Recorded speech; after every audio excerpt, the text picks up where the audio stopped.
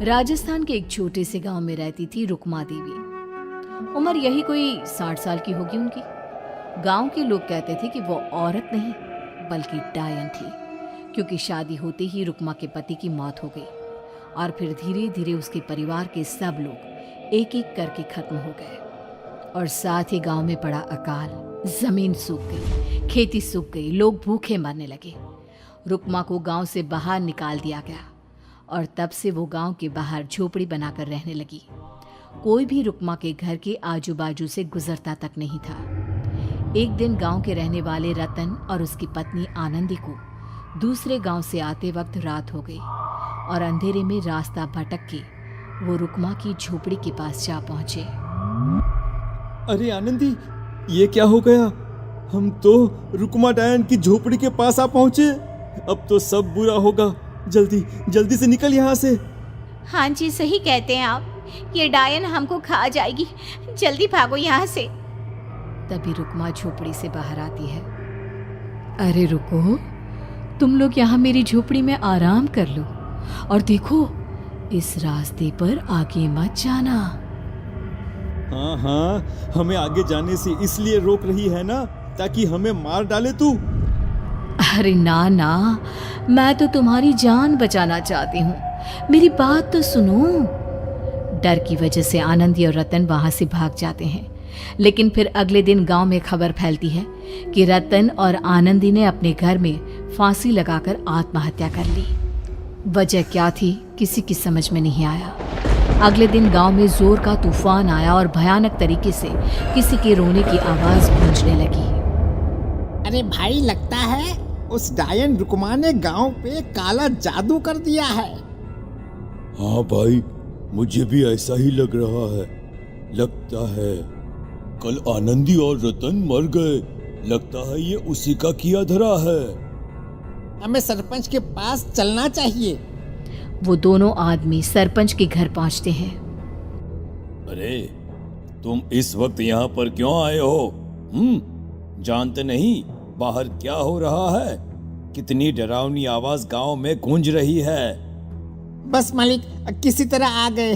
पूरे गांव वालों की जिंदगी का सवाल है। अरे मालिक, ऐसे तो सब एक एक करके मर जाएंगे। तो क्या चाहते हो? क्या किया जाए? मालिक, हमें रुक्मा को मारना होगा। अरे जब तक वो डायन गांव में जिंदा रहेगी तब तक गांव में ये सब होता ही रहेगा।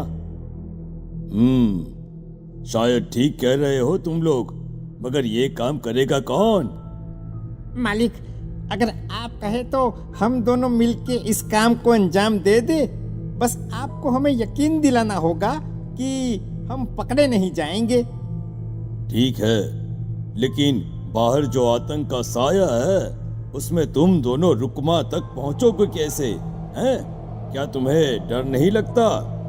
मालिक, आप उसकी चिंता ना करें। काल भैरव का भभूत है हमारे पास। रुक्मा तक पहुंचकर आसानी से मौत के घाट उतार देंगे उसको। हाँ, मैं भी चलूंगा तुम लोगों के साथ। उस डायन को मरते हुए देखने की बड़ी इच्छा है मुझे। सरपंच उन दोनों लोगों के साथ गांव के बाहर की तरफ चल देता है। गांव में घनघोर काली रात पसरी हुई थी और दिल दहलाने वाली चीख की आवाज माहौल को बेहद खौफनाक बना रही थी। हाथ में काल भैरव का भभूत लिए वो तीनों रुक्मा की झोपड़ी की तरफ जा रहे थे। वहां पहुंचने के बाद, ये लो खंजर और पार कर दो इस डायन के कलेजे के अंदर। मालिक, आप बस यहीं खड़े होकर नजारा देखो, आज ना बचेगी ये। हाँ मालिक, ये भभूत अब इसकी जरूरत नहीं है। मैं इसे यहाँ पेड़ की डाली पे रख देता हूँ, लौटते वक्त हमारी रक्षा करेगा। वो दोनों आदमी चुपके से सोती हुई रुक्मा देवी के ऊपर वार करते हैं। एक जोरदार चीख से वो इलाका गूंज उठता है, लेकिन अचानक रुक्मा के शरीर से जो खून बहता है उसका रंग नीला था। ये देखकर वो दोनों आदमी डर से कांपने लगते हैं। अरे अरे अरे अरे, ये क्या? अरे इसके खून का रंग तो नीला है। अरे तो क्या हुआ? डायन जो ठहरी इंसान नहीं है ये, और आज इस बात का पक्का यकीन हो गया है। मर गई चुड़ैल, मर जाने दे। चल सरपंच साहब को जाकर ये खबर सुनाते हैं। वो दोनों जैसे ही बाहर आए, उन्होंने देखा सरपंच की लाश पेड़ पे लटकी हुई थी। ये देखकर वो दोनों डर के मारे चीखते हुए वहां से भागे। लेकिन तभी एक बेहद डरावनी औरत उनके सामने आकर खड़ी हो गई। कहाँ जा रहे हो?